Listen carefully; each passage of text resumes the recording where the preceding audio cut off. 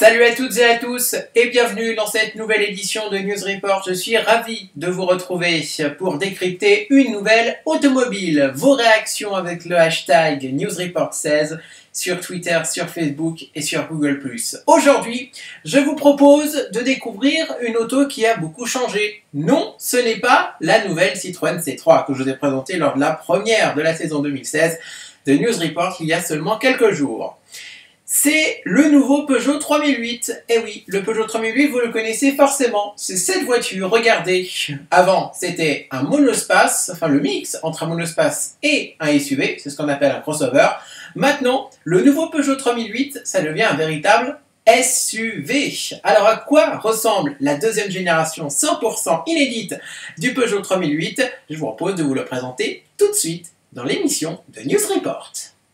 Et on va commencer tout de suite, comme d'habitude, vous avez l'habitude maintenant, avec la face avant du nouveau Peugeot 3008 et Peugeot qui a bien gardé le style des dernières productions de la marque avec des feux avant qui respectent le style Peugeot vu que ce sont des feux en forme de griffe. Et oui, la forme fait d'ailleurs pencher un peu à ceux du récent Peugeot 2008, eh oui, c'est comme ça, hein, parce que c'est un peu le style des feux avant maintenant des dernières Peugeot.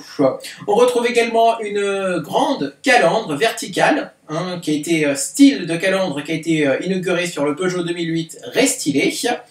On retrouve également le lion, le logo Peugeot dans la calandre de ce nouveau 3008. Donc voilà, donc ça lui donne aussi un style un peu plus musclé, un style un peu plus sportif. Donc ça c'est une très bonne chose. On retrouve également une calandre, un bouclier qui intègre des feux anti-brouillard, certes un peu petits les feux anti-brouillard, mais qui sont bien placés quand même, assez haut. Et surtout qui sont entourés d'une pièce chromée en forme de triangle un peu arrondi. Donc c'est assez joli. Et des skis de protection également bien visibles à l'avant. On passe maintenant au profil de ce nouveau Peugeot 3008. Et sur le profil de ce nouveau 3008, eh bien, on note déjà un toit en deux couleurs. Enfin, une carrosserie en deux couleurs. On a la carrosserie en elle-même d'une couleur et le toit d'une autre couleur. Hein. C'est un peu comme Citroën a fait avec sa nouvelle C3. Donc ça, c'est assez original. Comme ça, on peut avoir une Peugeot 3008 un peu plus personnalisable. On note également une barrette de protection chromée sur le bas des portes.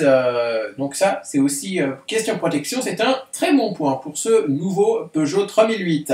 On passe maintenant à l'arrière. Et pour moi, c'est vraiment très bien dessiné l'arrière. Des feux en forme de griffe sur fond noir et une barrette qui vient relier les deux feux arrière. Donc ça c'est vraiment assez joli comme face arrière. Et surtout aussi un diffuseur à l'arrière assez sportif, assez bien dessiné pour ce nouveau Peugeot 3008. On va passer maintenant à l'intérieur de ce nouveau Peugeot 3008 et l'intérieur qui est très bien dessiné. Alors j'ai déjà une anecdote sur l'intérieur de ce nouveau Peugeot 3008, c'est que en fait Peugeot avait dévoilé cet intérieur un mois avant la présentation du 3008 de deuxième génération. Et à l'époque, il ne disait pas que c'était l'intérieur du 3008. Non, à l'époque, il disait uniquement que c'était le nouveau e-cockpit, parce que les intérieurs des Peugeot, depuis la 208, ça s'appelle des e-cockpits. Alors en quoi ça se distingue des e-cockpits? Eh bien, c'est simplement un petit volant, comme la 208, des compteurs placés en position un peu plus haute que le volant, voilà. Et surtout un intérieur très ergonomique. Et ça se vérifie d'ailleurs avec l'intérieur de ce nouveau 3008. Regardez à quoi il ressemble. On retrouve donc le petit volant en question. On retrouve également, et ça c'est une nouveauté de cette nouvelle génération de e-cockpit de Peugeot, on retrouve également des compteurs digitaux désormais, alors qu'avant c'était uniquement des compteurs à aiguille, des compteurs analogiques tout simplement. On retrouve également un grand écran multimédia placé en position haute juste au-dessus des aérateurs et en dessous des aérateurs. C'est un hommage au Peugeot 3008 de première génération, vu que le Peugeot 3008 actuel, eh bien, il a des boutons, voilà, un peu inspiré de l'aéronautique, comme ça, comme le Peugeot 3008 aussi de deuxième génération. Donc c'est un hommage que fait Peugeot là, son 3008 de première génération. Et la barre, la poignée qui est à droite du levier de vitesse, qui est accessible facilement par le passager avant, eh bien, c'est aussi un hommage du 3008 première génération parce qu'il a également ça, le 3008 première génération. Donc ça, il y a quand même des hommages au premier 3008 à l'intérieur de ce nouveau 3008 de deuxième génération. Peugeot, en dévoilant son 3008, en fait, ils avaient dit qu'ils n'étaient pas sûrs de faire d'autres versions du 3008. Eh bien, quelques semaines après la présentation du 3008, Peugeot nous a fait la surprise et a présenté deux autres déclinaisons de son 3008. On commence avec un 3008 bicolore, un bicolore gris et noir. C'est le 3008 GT. Voilà donc un 3008 assez sportif. Et si vous voulez un 3008 sportif mais sans un moteur sportif, vous avez également le choix, car le même jour, Peugeot a présenté le 3008 GT Line. Alors, en quoi est-il différent par rapport au 3008 GT? Déjà, il n'a pas la peinture de la GT, donc il n'a pas la peinture bicolore directement sur la carrosserie. Il est tout simplement blanc, mais sinon il a quand même les attributs un peu du 3008 GT.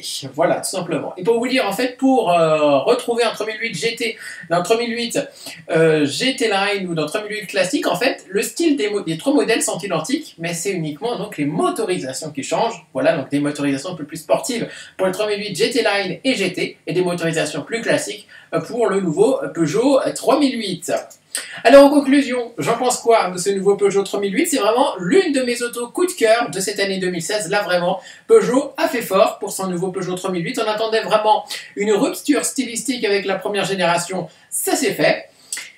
Une rumeur dit que le Peugeot 5008, qui était d'ailleurs très proche du Peugeot 3008, vous savez qu'il y a un duo actuellement, Peugeot 5008, Peugeot 3008, et bien en fait, ça pourrait encore être un duo, Peugeot 3008, Peugeot 5008, car à la rentrée, au mois de septembre, Peugeot pourrait exposer aux côtés du nouveau 3008 au Mondial de Paris, Peugeot pourrait exposer la version longue du 3008, qui serait donc nommée soit 5008, soit d'autres pensent qu'il pourrait aussi changer de nom pour s'appeler désormais 6008. En tout cas, cette version longue du 3008 est attendue au minimum en octobre prochain au Mondial de Paris. On vous en dit plus très vite dans News Report. Ravi d'avoir été avec vous, vos commentaires toujours avec le hashtag NewsReport16, ça se passe sur Twitter, sur Facebook et sur Google+. Dans les prochaines émissions de News Report, une citadine qu'on attendait tous en France, c'est la Ford K+. Et oui, alors à quoi ressemble-t-elle cette Ford K+? La réponse, c'est dans une future émission de News Report. Et très vite, j'aurai une grosse surprise pour vous, une supercar. Allez, on va se quitter avec juste cette image, histoire de vous faire saliver. C'est la première supercar de Aston Martin, faite en partenariat avec Red Bull Racing, et oui, l'écurie de Formule 1. Une hypercar plutôt, j'ai envie de le dire. Et oui, une voiture super sportive. Je vous la présenterai dans une future émission de News Report. Ravi donc d'avoir été avec vous dans News Report. Vos réactions, hashtag NewsReport16, et nous on se retrouve très vite pour News Report. A très vite, salut à tous.